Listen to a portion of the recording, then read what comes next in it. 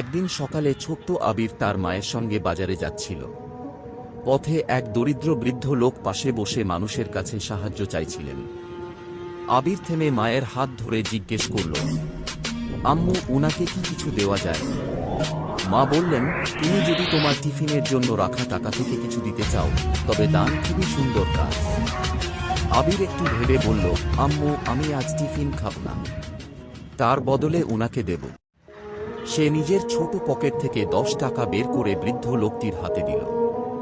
বৃদ্ধের চোখে পানি চলে এলো। তিনি বললেন, আল্লাহ তোমাকে হেফাজত করুন বাবা।